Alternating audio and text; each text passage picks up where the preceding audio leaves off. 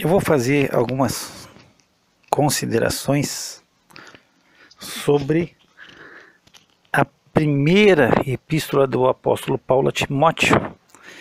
E com essa primeira epístola nós vamos entrar nas epístolas pastorais, que seriam 1º e 2º Timóteo e a epístola escrita a Tito. E essas cartas vão ser escritas para orientar a parte administrativa da igreja, para dar orientação aos jovens pastores, colaboradores do apóstolo Paulo. E essa carta de 1 Timóteo, ela vai estar datada de 62 a 63 depois de Cristo. Seria escrita após o apóstolo Paulo ter saído da prisão, da primeira vez que ele esteve preso em Roma. Então Paulo escreve a Timóteo que a princípio deve ter ficado em Éfeso para advertir alguns, para que não ensinasse outra doutrina.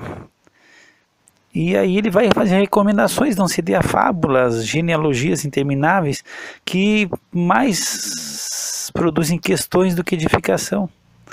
Então existem muitas pessoas nesse período se dando a fábulas, a contos, a histórias. E aí Paulo quer que advertam, que eles sejam advertidos, para que seja pregada a sã doutrina.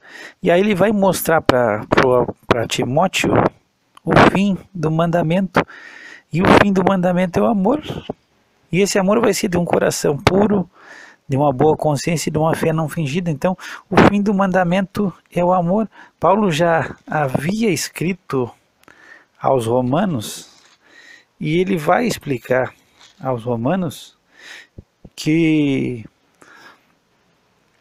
todos os mandamentos se resumem em amar o próximo como a ti mesmo. Então o fim do mandamento é o amor. Paulo disse, se não, tudo o que está escrito, não adulterarás, não matarás, não furtarás, não darás falso testemunho, não cobiçarás. E se tem outro mandamento, tudo se resume em amor. Então diz que aquele que ama, ele cumpre a lei. Então o fim do mandamento é o amor. E aqui nós temos que fazer uma diferenciação. Existe a lei moral e a lei cerimonial. Então, nós estamos dispostos a cumprir a lei moral, a parte moral da lei, mas não a lei cerimonial. E a lei cerimonial vai entrar o quê? A guarda de dias, a guarda de certos alimentos, a guarda de festas, a circuncisão. Isso aí faz parte da lei cerimonial. E essa lei nós não estamos obrigados a guardar. Agora nós estamos guardando a lei moral. E essa lei moral, o fim dela vai ser o amor. E quando a gente ama, nós cumprimos a lei. É interessante aqui, nesse primeiro capítulo, que Paulo vai falar do seu ministério. E aqui nós temos coisas importantes e interessantes. Ele vai falar do seu chamamento. Quando Cristo chama Paulo, escolhe Paulo. E aí Paulo vai colocar que Jesus teve ele por fiel, pondo ele no ministério. E aí ele vai explicar que ele foi um blasfemador, um perseguidor, um injurioso. Mas ele alcançou misericórdia porque fez na ignorância. E aqui é interessante nós parar um pouquinho, porque Paulo vai se considerar o maior dos pecadores, o principal dos pecadores, mas aqui, essa palavra aqui eu quero que tu atente um pouco.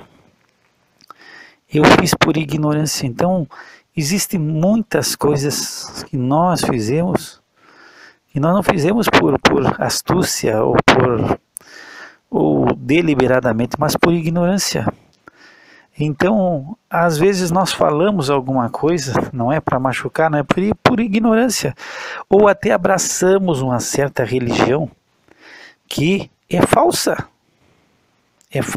Paulo ele estava perseguindo os cristãos, estavam perseguindo a igreja, era fariseu no judaísmo aferrado. E ele disse, olha, eu estava na ignorância, até que a luz do evangelho resplandece no seu coração. Então, existe a pessoa que ela não conhece a verdade. Quem sabe tu está numa religião falsa, num ensinamento falso, mas tu está na tua ignorância, naquilo que nós não temos ainda o conhecimento, não resplandeceu a luz do evangelho. No nosso coração nós estamos cegos. Então, são coisas que nós abraçamos na ignorância. Quem sabe até eu tenha feito um áudio e tu possa se sentir atacado em algum ponto, quando nós temos que o evangelho é único, é exclusivo. Não existe salvação fora a obra redentora de Cristo na cruz do Calvário, na sua morte, sepultamento e ressurreição. Não existe salvação, ninguém vai ser salvo sem a obra de Cristo, sem reconhecer, sem acreditar, sem ter fé em Cristo Jesus. Ninguém vai ser salvo, vão todos ser condenados. E qualquer religião fora do que a palavra de Deus diz, essa religião é falsa. E quem sabe tu esteja numa religião falsa, mas é por ignorância, porque nós ainda não conhecemos a verdade. Às vezes a gente está tendo um tipo de comportamento que é julgado pelas outras pessoas, mas não é porque nós estamos em rebeldia, e sim por ignorância, por uma certa situação que nós não temos condição, ou não sabemos, ou não temos a luz ainda necessária da palavra de Deus. Então essa palavra para mim, eu julgo ela bastante pertinente, porque a diferença, a apostasia é deliberado, é quando tu conhece a verdade, tu sabe que só em Jesus Cristo existe salvação, que Ele é único, tu sabe que a palavra de Deus é verdade, tu ouve falar, mas tu rejeita a verdade porque tu quer seguir na mentira. Então isso é deliberado, é uma apostasia, tu conhece a verdade, mas para ti não te serve. Então o apóstolo está dizendo, eu fiz na ignorância, na incredulidade, e ele vai se colocar como o principal dos pecadores, e ele vai mostrar que Jesus Cristo veio ao mundo para salvar os pecadores. Esse é o objetivo. Jesus não veio para condenar. E aqui tem algo, vamos parar e vamos entender. Jesus Cristo veio para salvar pecadores. Ele é amigo de pecadores. E Ele é salvador de pecadores. Então, muitas vezes nós achamos que Jesus veio ao mundo para trazer uma filosofia diferente. Não, Jesus Cristo veio ao mundo para ensinar o amor. Jesus Cristo veio para ensinar boas coisas. Faz parte do ministério do nosso amado Senhor Jesus Cristo. Mas Ele veio para salvar pecadores. Para isso, Ele veio ao mundo. Ele veio para morrer por nós, com o objetivo da nossa salvação eterna. Então, não é simplesmente para nós termos uma vida boa, termos uma vida melhor, porque qualquer religião pode te dar uma vida melhor. Qualquer filosofia de vida pode te dar uma satisfação na tua vida, e tu pode encontrar satisfação até fazendo boas obras, fazendo coisas boas, ajudando os outros. Tu pode te sentir bem e ter uma vida que te traga satisfação, mas Jesus não veio simplesmente para que tu tenha uma vida que te traga satisfação. Ele veio para te salvar da ira vindoura, e aí as boas obras não vão te salvar, a tua religião não vai te salvar, o teu Deus, se não é o único Deus verdadeiro, o Senhor e o nosso amado Senhor Jesus Cristo, Ele não vai te salvar da ira vindoura. A tua religião, a tua filosofia, o teu estilo de vida não vai te salvar. O único que nos salva da ira vindoura é o nosso amado Senhor Jesus Cristo. E aí Paulo vai dizer, eu sou o maior dos pecadores, sou o principal. E aqui nós vamos parar novamente, vamos ter que parar. Por quê? Hoje a gente escuta, e eu sei que muitos pregam e fazem da mensagem uma terapia, e é por muitas vezes por ignorância nossa. A gente tenta pregar de maneira que as pessoas gostem, que as pessoas se sintam bem, que a autoestima das pessoas seja elevado, e a gente escuta esse tipo de pregação. É quase que uma pregação, quase como psicologia, para o homem se sentir melhor. Mas tu vai pegar aqui o apóstolo Paulo, aqui ele está quase no final da carreira dele, no final do ministério. E esse homem aqui, eu não vejo uma autoestima elevada. Ele diz, eu sou o principal dos pecadores. Ele poderia chegar, olha, cheguei ao final do ministério, quase todas as pessoas que conhecem a Jesus entre os gentios são devido ao meu trabalho. Eu trabalhei, eu fiz isso, eu ganhei a maioria para Cristo. As igrejas, eu fui o maior fundador das igrejas, fui o que mais trabalhei pelo nosso amado Senhor Jesus Cristo.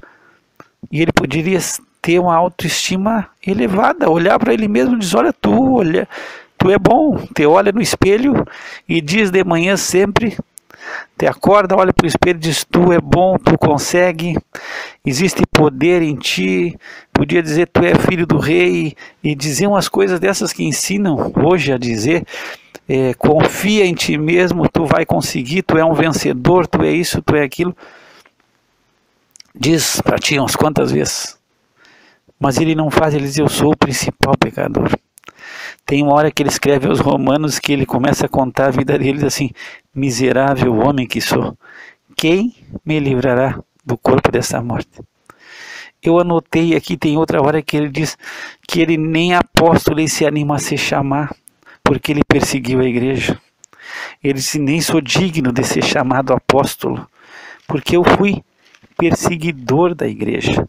Tem uma hora, eu tenho marcado na minha Bíblia, e eu vou folheando aqui enquanto estou conversando contigo, tem uma hora que ele se chama o mínimo dos santos, quer dizer, entre todos os salvos, ainda esse homem está se achando que ele é o menor, e ele é, quem sabe, fora do nosso amado Senhor Jesus Cristo, e de João o Batista, que é considerado pelo nosso amado Senhor Jesus Cristo o maior homem que já existiu. O apóstolo Paulo é o maior vulto. E aqui ele diz, já peguei aqui folhando na minha Bíblia, 1 Coríntios 15, 9, depois tu acha, porque eu sou o menor dos apóstolos, que não sou digno de ser chamado apóstolo, pois que persegui a graça de Deus. Então aqui ele diz, eu sou o menor. Esse homem não está mostrando uma autoestima elevada, ele está precisando dessas terapia, está precisando de ir num psicólogo e se olhar dizendo, tu é Paulo, tu é o tal, tu é grande. E tu precisa ser diferente. Eu escutei na Europa, certa vez, uma história real, de um homem que ele procurou o psicólogo, ele estava profundamente deprimido, vivendo mal consigo mesmo. E aí, naquela sessão de terapia, conversando, aí o psicólogo diz para ele, ou o médico, não me falha a memória, disse assim, tu precisa ir ver um palhaço que tem aqui na cidade, esse homem não tem quem fique deprimido ou triste escutando ele. Tu tem que ir e tu vai ver que a tua vida vai mudar, tu vai te alegrar. E aí esse homem diz assim, eu sou o palhaço, eu sou esse homem. Então eu sabia o nome, agora me esqueci do nome, mas a história é real e é dessa história. Então ele dizia, eu sou esse palhaço que tu está falando. E esse homem era deprimido, tinha problema. E aqui Paulo está dizendo, eu sou o menor dos apóstolos. Tu entende isso? Aqui não é um homem que tem uma autoestima elevada. Eu vou parar um pouquinho para falar sobre autoestima, porque eu gosto dessas coisas, porque eu escuto muito hoje que tu tem que ter uma autoestima elevada. E eu estou dizendo que aqui nós não temos um homem com autoestima elevada. Depois ele diz que eu sou o menor dos apóstolos, e ele diz, não sou digno de ser chamado apóstolo. Aí ele precisa de uma terapia. Para aí, tu é Paulo, deixa de bobagem, diz eu sou filho do rei, levanta as mãos quantas vezes, faz um exercício desses. Mas ele diz eu sou menor. Depois aos Efésios ele explica no capítulo 3, no verso 8, ele diz: a mim, o mínimo de todos os santos, me foi dada esta graça de anunciar este evangelho, de anunciar entre os gentios por meio do evangelho as riquezas incompreensíveis de Cristo. Aqui ele está dizendo o mínimo de todos os santos. Esse homem não tem uma autoestima grande. E quando ele quis se exaltar, que ele achou que agora eu sou grande, tu vai ver em 2 Coríntios, no capítulo 12, também pega depois de ler. Ele começa a falar de um homem que foi arrebatado ao terceiro céu, que é o paraíso. E esse homem ouviu palavras inefáveis. Então esse homem quem sabe ele teve uma experiência que nem outro homem teve. Vamos pensar que, quem sabe, uma experiência maior do que essa é a experiência do apóstolo João, quando recebe a revelação do Apocalipse. Mas ele está falando de um homem que teve visões, que foi ao céu, que viu coisas que ninguém viu, ele teve no paraíso. Mas ele diz, olha, para que eu não me exaltasse, por essas revelações que eu tive, me foi dado um espinho na carne. Então, quando ele pensou em ser, para agora eu sou grande, eu sou tal, eu sou Paulo, ele só me foi dado um espinho na carne, recebeu um espinho na carne, um mensageiro de Satanás para que ele não viesse a se exaltar. E aí ele ora ao Senhor para que esse espinho na carne é como fosse uma lança, uma seta, uma lança, uma ponta de uma lança que está ferindo ele. E eu já disse que eu escutei numa mensagem do pastor MacArthur, que ele diz que aqui não, embora que a maioria das pessoas acreditem que seja uma enfermidade, que ele teve malária ou problema nos olhos, ou alguma coisa, nesse caso aqui, ele está falando de uma pessoa, alguém usado pelo diabo para denegrir a imagem dele, para alguém que perseguia ele incansavelmente, desfazendo do apóstolo, alguém que quebrava todo o trabalho do apóstolo. E eu já disse, eu tenho uma teoria que eu vou trabalhar, que para mim o apóstolo Paulo tinha um problema, porque ele foi apedrejado, ele foi açoitado muitas vezes, e teve muitas dificuldades. Ele era um homem muito judiado, e eu acho que ele ficou com algum problema nos olhos, porque eu tenho essa teoria que ele tem um problema, porque ele, quando escreve, ele escreve com letras grandes, ele não consegue ver direito e ele não escreve as cartas deles. Mas aqui se diz que não é essa parte de enfermidade, ele é alguém denegrindo a imagem dele. E ele pede para Deus, e aí Deus vai dizer que o poder de Deus se aperfeiçoa na fraqueza. Então ele diz, eu vou me gloriar nas fraquezas, porque quando eu estou fraco, sou forte. Então, tu não vai ver um homem se exaltando nunca, tu vai ver um homem perseguido, um homem que não tem uma autoestima elevada. E eu parei todo esse tempo para falar sobre autoestima porque eu gosto, porque hoje as pessoas querem que tu tenha uma autoestima elevada. E eu vou pegar aqui em 1 Coríntios, ele escreve aos Coríntios, no primeiro capítulo, ele vai dizer no verso 28, mas Deus escolheu as coisas loucas desse mundo para confundir as sábios. Primeiro Deus escolhe as coisas loucas. Deus escolheu as coisas fracas para confundir as fortes. Deus escolheu as coisas vistas desse mundo e as desprezíveis e as que não são para aniquilar as que são. Bom, aqui tu não viu ninguém alto padrão. Aqui é louco, é fraco, é vil, desprezível. Então não é ninguém com autoestima poderosa, não é ninguém sábio, não é ninguém forte, não é ninguém que seja algo. São pessoas desprezíveis. Aí eu escrevi na minha Bíblia, sou eu aqui do lado, porque aí eu me coloquei dentro dos que Deus escolheu, porque eu sou isso. Então, se tu está pensando, eu me acho menos, eu me considero menos com os outros, tu está dentro, não te preocupa, tu está dentro.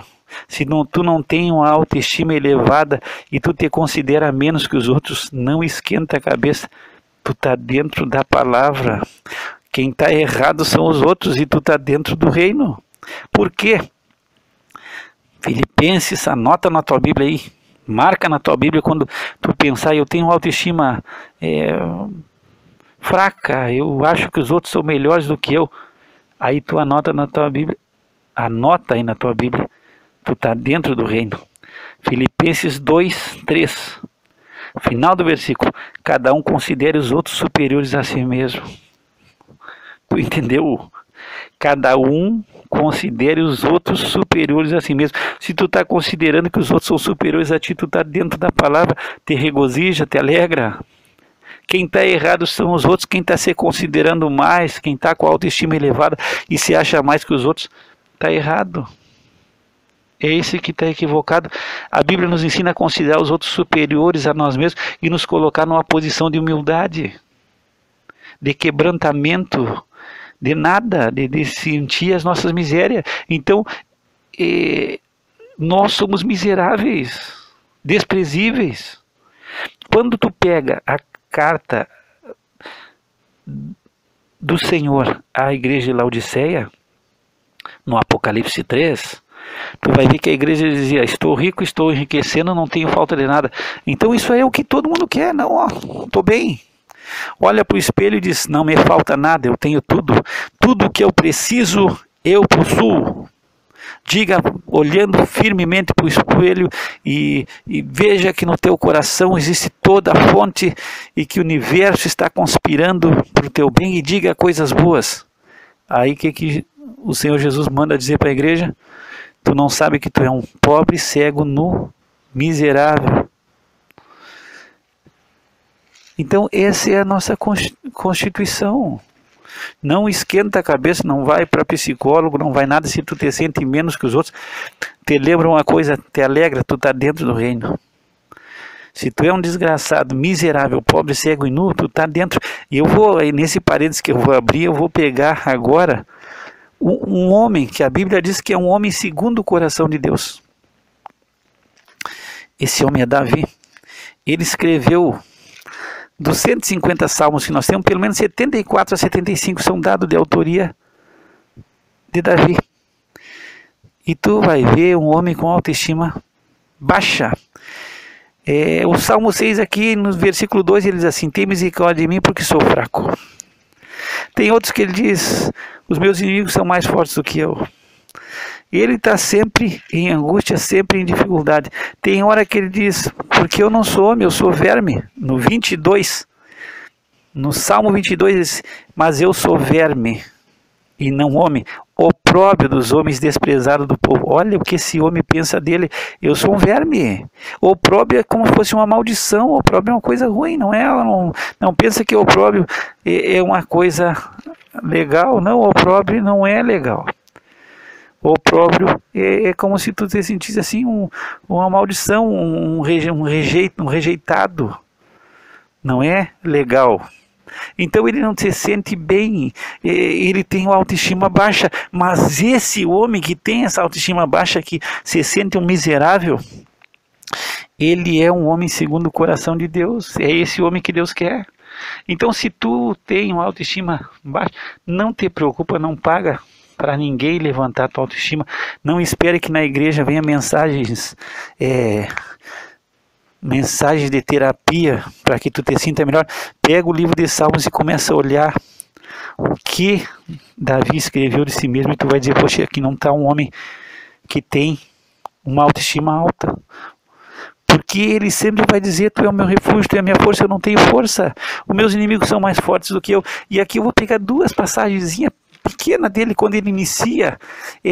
Samuel era o profeta, e aí Samuel vem na casa de Jessé, o pai de Davi, e ele quer, e Deus mandou ele ungir um dos filhos de Jessé.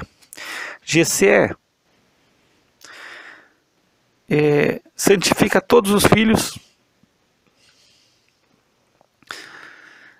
e vão para o sacrifício. E aí passa os 7 filhos de Jessé e Deus não tinha escolhido nenhum.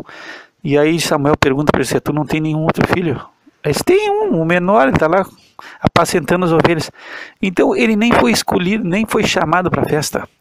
Quando foi para escolher alguém para ungir um dos filhos, o pai de Davi, esqueceu dele. Não, eu tenho um moço, o menor, é esse que está faltando. Então ele nem foi convidado para sacrificar. Na hora que estavam ali todos os filhos para passar diante de Samuel, ele não é convidado. Ele está lá apacentando ovelha e ninguém dá bola. Então ele é considerado como nada. Depois ele vence o gigante. Ele mata Golias e ele começa a se conduzir com prudência. E é cantado nas cidades de Israel que ele havia matado seus 10 milhares, e ele está sendo cantado por todo mundo que ele é quase maior que o rei, mas ele continua tendo uma autoestima baixa. Por quê? Porque o rei vai e diz para ele que ele quer que ele seja genro dele. E aí Davi diz assim, tu pode pegar na tua Bíblia que eu não estou inventando, 1 Samuel 18. Então Saul quer que ele case com uma das filhas de Saul. Saul é o rei. E aí Davi diz assim, quem sou eu? E qual é a minha vida e a família de meu pai em Israel para vir a ser genro do rei? Quer dizer, quem sou eu? Esse homem podia dizer, não, para aí, eu matei o gigante, salvei Israel. Eu já tenho batalhado contra os filisteus aí, tenho vencido. Pô, eu estou bem. Não tem melhor homem aqui em Israel para ser genro do rei do que eu. Ele escolheu bem, escolheu o rei, tem bom gosto, porque escolheu o melhor. Ele diz, quem sou eu?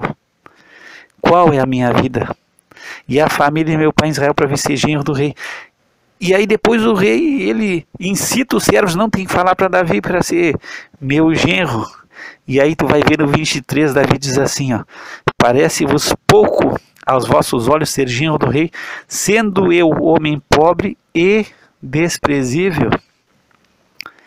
Desprezível. Então eu estou nesse parênteses aqui porque na minha Bíblia eu vou anotando, eu anotei vários casos, situações da vida de Davi, que eu vejo um homem com autoestima baixa, que não se exalta, que não se engrandece, que não se acha, que não para na frente do espelho e diz eu sou Davi, eu sou isso, eu sou aquilo, e não só no início, em toda a vida dele.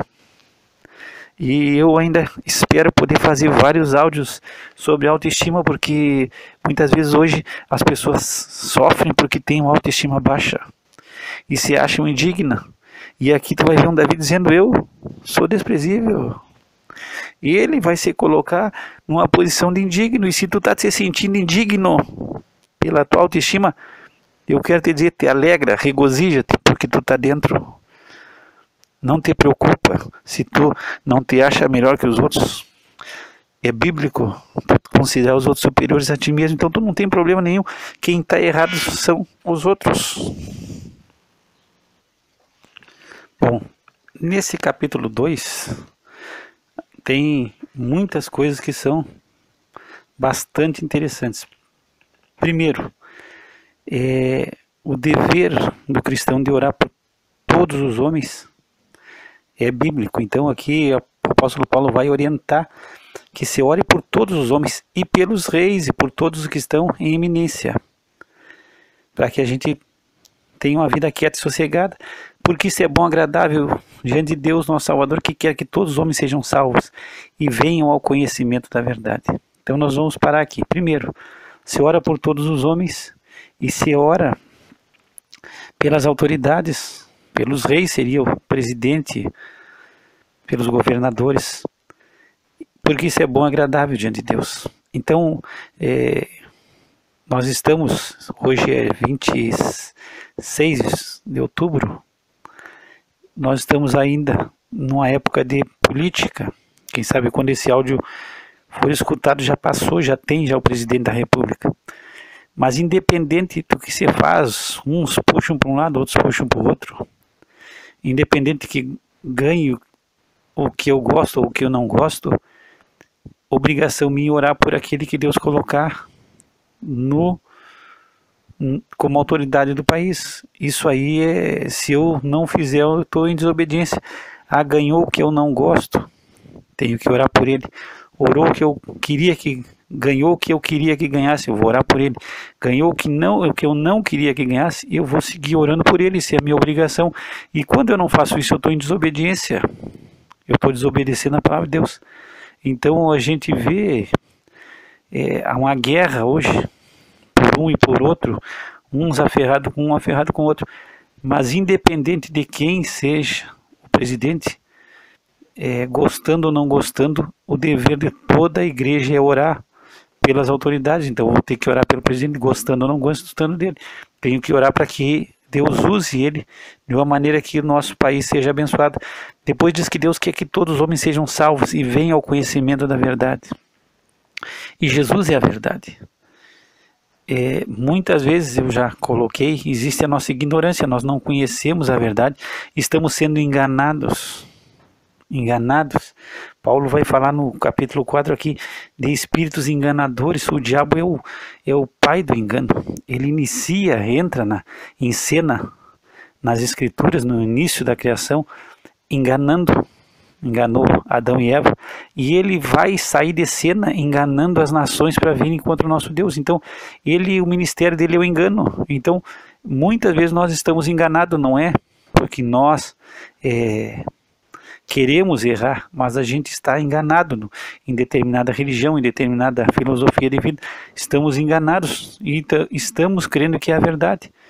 Mas muitas vezes, a maioria das vezes não é, porque o cristianismo é a verdade, o que não é cristianismo é falso. E se, eu já falei, se a Bíblia está errada e as religiões estão certas, a Bíblia é falsa. E Jesus é falso, porque só através da obra redentora de Cristo, por nós, e nós vamos ler aqui, é que nós obtemos salvação. Não tem outra obra no mundo que o homem faça que vai conseguir lhe dar a vida eterna. Não, verdadeiramente todos vão para a perdição eterna. Todos os que não amarem a verdade, ou conhecerem a Deus e obedecerem o Evangelho do nosso Senhor Jesus Cristo, eles vão padecer eterna perdição, como está escrito na carta de Paulo, na segunda carta de Paulo aos Tessalonicenses. Então, vir ao conhecimento da verdade. Então, conhecendo a verdade, Deus quer que todos sejam salvos. Deus não deseja que ninguém se perca. Jesus veio ao mundo salvar os pecadores. Ele é amigo de pecadores. Agora, eu tenho que conhecer a verdade. E não adianta a gente entrar num negócio, naquela situação, não se discute religião, a gente não fala a verdade, porque ninguém quer ouvir. Se tu não conhecer a verdade, tu vai te perder. Então a verdade vai ter que ser proclamada. Mas o desejo de Deus é que todos sejam salvos, que ninguém seja condenado eternamente. E isso vem pelo conhecimento da verdade, que é a palavra de Deus. Depois diz que há um só Deus. Bom, existe um só Deus, Paulo está escrevendo, e não tem problema nenhum. Jesus diz, eu e o Pai somos um, então continua havendo um só Deus, é um Deus trino. E nós vamos ver aqui Paulo escrevendo também a Timóteo que Jesus é Deus. Ele diz que o verbo se fez carne, e ele vai dizer que Deus se fez carne, como João escreveu no primeiro capítulo do Evangelho de João. E depois vai dizer aqui também no versículo 5, que Deus é um só e só tem um mediador entre Deus e os homens, Jesus Cristo, o homem. Então, aqui só tem um Deus. E Jesus diz, eu e o Pai somos um, então não tem problema nenhum. Agora, só um mediador é só Jesus Cristo, o homem. Não existe outro mediador entre nós e Deus, é só Jesus Cristo. Jesus falou, eu sou o caminho, ninguém vai ao Pai se não for por mim. Então, se não for por Jesus, ninguém vai chegar a Deus nunca. Por outro caminho, tu vai chegar em outro lugar, mas não a Deus. A Deus só se chega por Jesus Cristo. E Deus só chega a nós através de Jesus, o seu Filho amado. Então, aqui é interessante, porque a Igreja Católica elevou Maria na posição de medianeira, e se ora para Maria, para que Maria venha rogar. E isso biblicamente é falso, é um ensinamento falso. Ele não tem respaldo bíblico e é enganoso. Por quê? Porque só existe um mediador, tu só vai conseguir chegar a Deus através de Jesus Cristo. E ele é o sumo sacerdote, é ele que intercede por nós. O sumo sacerdote no Velho Testamento é ele que representava a nação de Israel diante de Deus. E o sumo sacerdote era um só, havia vários sacerdotes, mas o sumo sacerdote era uma pessoa só. E Jesus é o nosso sumo sacerdote, vivendo para interceder por nós. Então não tem outro intercessor. Nem Paulo, nem Pedro, nem santo nenhum, nem religião, nem igreja. O único que intercede por nós diante de Deus é o nosso amado Senhor Jesus Cristo e o Espírito Santo que está em nós, que intercede também por nós ao Pai. Então, mas quem faz a mediação, e o único mediador que se chega a Deus é só através de Jesus. Jesus é o único, não existe outro mediador entre Deus e os homens. E aqui vai se explicar que ele se deu a si mesmo por preço de redenção. Então redenção é resgate. E nós estamos sequestrados pelo pecado e Jesus ele vem e paga o resgate. Agora, como ele paga o resgate? A Bíblia diz que Deus é o dono do ouro e da prata, mas ele não nos resgatou com ouro, nem com prata, nem com coisas corruptíveis, mas ele se deu a si mesmo, ele se entregou como resgate para nós. Então, o pecado, nós estamos sequestrados pelo pecado. Paulo diz que o pagamento, o salário do pecado é a morte, então precisava haver morte, e aí Jesus vem e morre no nosso lugar. Por isso que a mensagem da cruz é importante, tu saber a mensagem, é Cristo pagando o preço na cruz, ele pagou, cedeu a si mesmo por nós, para nos resgatar do pecado. Então, é isso que a cruz vem trazer, a obra de Cristo, a sua morte, o sepultamento e a ressurreição, vem mostrar que ele cedeu por nós para nos resgatar do pecado. Depois Paulo vai falar da conduta do homem, que deve orar, levantando mãos santas e sem ira nem contenda. Então é um espírito manso, orando com mansidão. Diz a Bíblia que o servo de Deus não pode ser contencioso, o homem de condição tem que ser um homem manso. E aqui diz que ele tem que levantar as mãos sem ira, não é com ódio, não é com raiva, não é com contenda, mas é com amor, com um espírito de mansidão. Depois Paulo vai entrar aqui sobre os deveres, e aí ele vai colocar sobre a posição do homem e da mulher, e nós já vemos isso aí em Efésios. A Bíblia, Paulo trata bem na relação o homem e mulher, porque ele diz se sujeitar uns aos outros. Então vai haver uma sujeição, mas o marido é o cabeça da mulher, como Cristo é o cabeça da igreja. Então ele vai dizer aqui que ele não permite que a mulher ensine, nem que use de autoridade sobre o marido. Então o marido é o cabeça da mulher. E semelhantemente ele vai colocar como Cristo é o cabeça da igreja. Então ele não existe a troca de função. Então existe uma função dada por Deus para cada um dentro do lar. Mesmo a Bíblia nos ensinando que um vai se sujeitar ao outro em amor. E as coisas vão ser feitas tudo com amor, porque o amor é o vínculo da perfeição. Depois Paulo vai falar sobre, no capítulo 13, ele vai falar sobre a liderança da igreja, o bispo. E aqui é importante porque o bispo do grego é episcopos, e bispo é autoridade, vai visar autoridade. Nós temos 3 palavras no Novo Testamento que vão designar a liderança da igreja. É o presbítero, que do grego seria um presbíteros, mais ou menos assim, que vai ser o caráter, a formação, o caráter da pessoa. O bispo, que é o episcopos do grego, vai ser a autoridade que ele tem, dada por Deus. Os episcopos eram governantes colocados pelo imperador em determinadas regiões, então vai ter autoridade. E o poimen, do grego, o poimen é o pastor, aí é a função, quer dizer, apacentar as igrejas. Então nós temos essas 3 palavras, o presbítero, o bispo e o pastor. Não havia na igreja evangélica, a não ser, quem sabe na igreja metodista tivesse bispo, mas agora pegou uma febre do pessoal se designar bispo. Tem esse termo, é um termo bíblico, mas não era usado, não era utilizado. Se usava pastor pela função de apacentar o rebanho, geralmente pastor. Se usava também a palavra reverendo antigamente, agora reverendo eu acho que nem se usa mais, mas era a palavra normal, era pastor. E nas igrejas, algumas igrejas como a Assembleia de Deus tinham os presbíteros, mas acima dos presbíteros tinha o pastor da igreja. E presbíteros é ancião, é as pessoas mais velhas. Mas agora se usa muito o bispo, e o bispo é a autoridade, vai simbolizar a autoridade que ele tem. E aí ele vai dar várias recomendações aqui. Uma das recomendações é que não seja dado ao vinho, E aqui é importante porque não é em nenhum lugar da Bíblia tu vai encontrar que a proibição de bebida, não existe, não beberás. Existe sim um conselho que não seja dado ao vinho, quer dizer, não ser um beberrão, não ser algum bebum.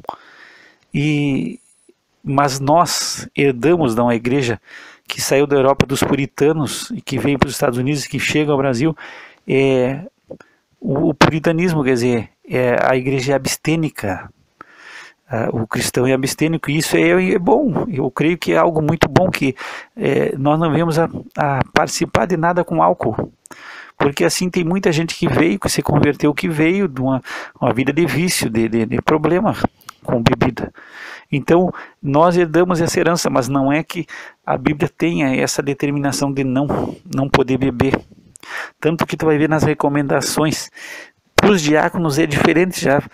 Para os diáconos isso não ser dado a muito vinho, quer dizer, não, é quase que a mesma coisa, mas não é a mesma coisa. Uma coisa é não ser dado ao vinho, e aos diáconos não ser dado a muito vinho, quer dizer, parece que se libera um pouquinho mais o diácono a beber do que o pastor, do que a liderança maior da igreja.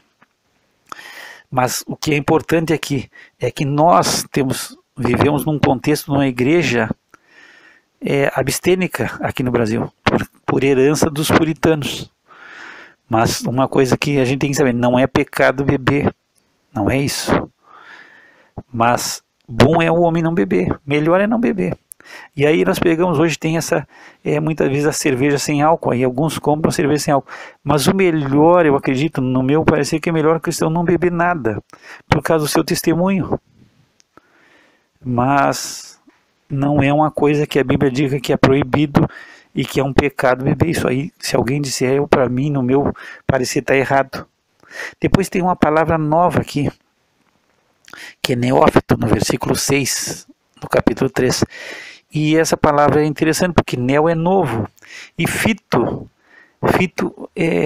tem alguns remédios que são fitoterápicos, que é remédio que vem de planta, é fitoterápico. Então aqui neo é novo e fito é planta, então é nova planta. Então o pastor ou a liderança da igreja não pode ser uma nova planta, uma plantinha nova, tem que ser um homem já maduro, experiente, não pode ser novo convertido. Ele já tem que ter bastante tempo de fé, ele tem que ter crescimento espiritual, não pode ser um novo convertido. E essa é uma das únicas palavras que tem aqui que são um pouco diferentes. Depois ele vai falar sobre os diáconos, e diáconos do grego é diáconos, servo, são servos. E aí é interessante, a igreja do Novo Testamento, ela não tem o trabalho dos levitas, não existe levitas. No Velho Testamento os levitas ajudavam os sacerdotes. A tribo de Levi tinha sido entregue para trabalhar no templo, para trabalhar no tabernáculo. Agora, no Novo Testamento nós não temos levitas, aí tem os diáconos, que vão ser aqueles que vão auxiliar na parte administrativa da igreja. Então, e aí tem várias recomendações também para os diáconos. E aí tem essa que eu falei, que ele não seja dado a muito vinho. E ser honesto, não ser de língua dobre. Muitas vezes existe um problema e tem que haver sempre em amor, harmonia. Então aqui muitas vezes o diácono tem que estar em harmonia com o bispo, com o pastor, para que não haja problema. No versículo 16 vai falar que Deus se manifestou em carne. Então aqui Paulo está falando a respeito de Jesus, demonstrando que Jesus é Deus. Ele diz, Deus se manifestou em carne. Então ele encarnou, e ele é o único que encarnou porque ele pré-existia, ele existe desde a eternidade. Então é o único que nós podemos usar essa expressão, ele encarnou. Por quê? Porque ele se fez carne, porque ele já existia. Nós não existíamos antes, mas o nosso amado Senhor Jesus Cristo, ele é eterno, então ele encarnou, ele se fez carne. E aí vai combinar o que o apóstolo Paulo está falando com o que João fala no Evangelho, no capítulo 1, o verbo se fez carne. Então ele vai explicar que Deus se fez carne. Aqui claramente ele não fala, nem usa a expressão verbo, ele diz que Deus se fez carne. No capítulo 4 vai entrar alguma coisa bastante interessante, porque ele vai falar sobre espíritos enganadores e doutrinas de demônios. Então é o cuidado. Espíritos enganadores. Então, o diabo o diabo e os seus demônios, eles trabalham no engano, sempre para enganar. Para enganar, é o mestre do engano. Então, se tu vai ver, Roma tentou destruir a igreja, matou cristão, e os cristãos cada vez mais aumentavam. Mas aí mudou a estratégia. A igreja passou a ser um órgão, quase que um órgão do governo romano, quando Constantino, em 325, se diz que se converte, o imperador. E aí a igreja se corrompe, porque aí a igreja passa de perseguida a perseguidora. Então, para o diabo é melhor entrar para dentro da igreja e colocar o seu pensamento da igreja do que lutar contra a igreja. Então, muitas coisas que entram na igreja não são do agrado do nosso Deus, e aí vai entrar a doutrina de Balaão, ensinar a igreja a desagradar a Deus. Então, muitas doutrinas são doutrinas de demônios que entram, e a gente tem que estar sempre em oração para que a gente não venha cair no engano, para que o Espírito Santo esteja nos guiando em toda a verdade. E aí nós temos que depender totalmente do Espírito Santo de Deus, porque se nós não depender, nós vamos cair, porque são espíritos enganadores e são doutrinas de demônios. E ele vai falar alguma coisa aqui sobre a abstinência de certos alimentos que a Bíblia não aprova. O cristianismo, para nossa igreja, não tem esse problema.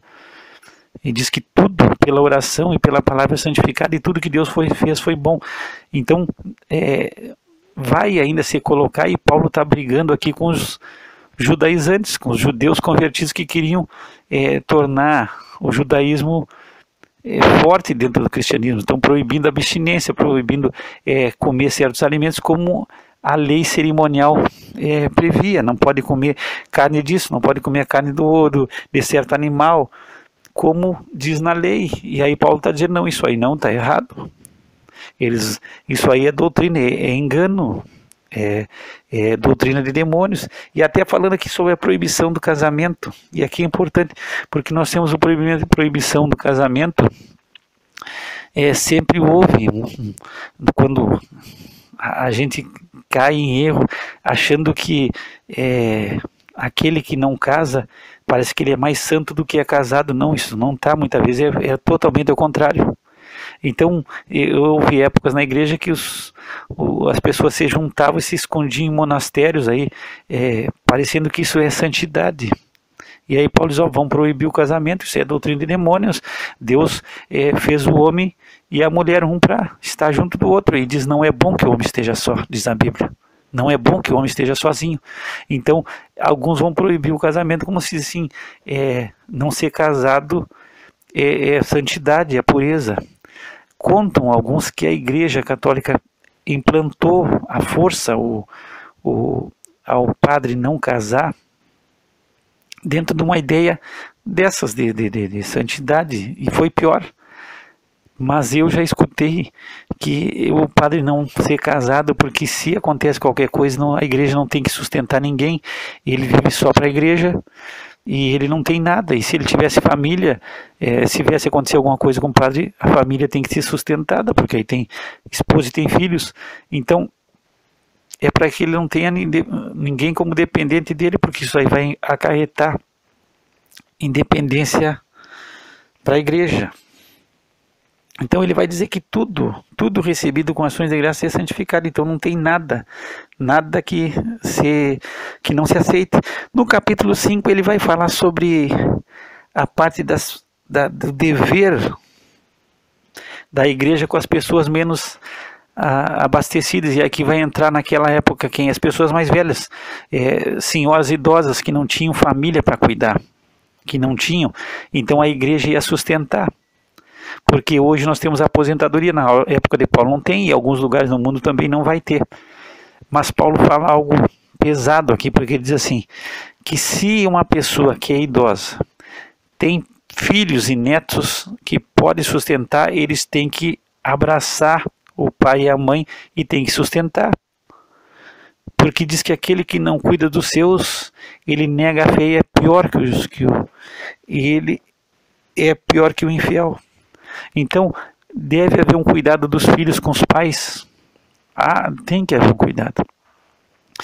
E aqui, quando fala em honrar, muitas vezes eu já coloquei isso brincando com meus filhos, eu digo que honrar não é só dizer, eu respeitar o pai, não, honrar é honrar, quando a Bíblia está falando honrar, é dinheiro, é ajudar financeiramente. Muitas vezes a pessoa fica mais idosa e é quase que abandonada pelos pais, pelos filhos, e é uma pessoa que muitas vezes precisa tomar, muitas vezes gasta muito em remédio, gasta em necessidade. Então tem que haver uma ajuda, não se pode abandonar. E se abandona e está na igreja e se diz cristão, aí a Bíblia diz, Paulo não tem assim, Paulo não poupa, ele fala claramente, se tu não cuida dos teus pais, se tu não cuida dos avós, se tu não cuida dos da tua família que estão desassistidos, tu negou a fé. Não tem, é simples, não tem, ele não dá rodeio, tu é pior que o infiel. Porque tem que haver um cuidado dos da família, não pode abandonar pai e mãe de jeito nenhum. Eu já coloquei para os meus filhos, se for dia dos pais ou dia das mães, não precisa nem mandar uma mensagem, manda um pix com 2 ou 3 dígitos, 3 ou 4 dígitos, já está legal já. Então é a parte financeira, aí a gente já vê o tamanho do amor já pelos pais, mas tem que haver esse cuidado. E se alguém está servindo a Deus e não tem cuidado com o pai e com a mãe, ele negou a fé. Ele simplesmente negou a fé, ele é pior que o infiel. E é isso que a palavra de Deus nos ensina. Depois Paulo vai passar no 6, ele vai falar sobre o dever dos servos, daqueles que estão debaixo do jugo, que eles trabalhem honrando a Deus, e se tiverem senhores cristãos, ainda trabalhem mais ainda, para honrar os irmãos. Ele vai falar sobre falsos mestres, sobre falsos ensinos, e vai falar sobre a parte financeira, e dizendo que se nós temos o sustento com que nos sustentar e com que nos cobrir, nós temos que estar contentes. Muitas vezes esse descontentamento, porque a gente não tem tudo que a gente quer. Mas se nós temos tudo que nós precisamos, nós devemos estar contentes. Não precisamos andar reclamando. Muitas vezes nós não vamos ter o carro do ano, não vamos ter a casa melhor, não vamos ter tudo que a gente queria ou queria comer do bom e do melhor. Mas Paulo está dizendo, se temos o que nos cobrir, temos um teto, temos com que nos vestir, temos alimento, a gente tem que estar contente, que é o que Deus está nos dando. E aí ele vai explicar que aqueles que querem ser ricos caem em tentação e em laço. Então não é pecado ser rico, mas o querer ser rico, o querer ter todas as coisas, muitas vezes a gente cai em pecado, porque muitas vezes a gente vai invejar outras pessoas, invejar o que os outros têm. A gente não pode invejar, a gente tem que estar feliz e contente com o que Deus está nos dando. E aí ele vai explicar aqui, o amor ao dinheiro é a raiz de todos os males. Querer ser rico já está errado. Se nós formos ricos, amém. Mas a gente não pode colocar o nosso coração na riqueza, e nós vamos ver isso aí um pouquinho mais quando ele fala sobre os ricos. Mas amar o dinheiro, aí diz que essa é a raiz de todos os males. Se existe mal no mundo, diz que a raiz vem do amor ao dinheiro.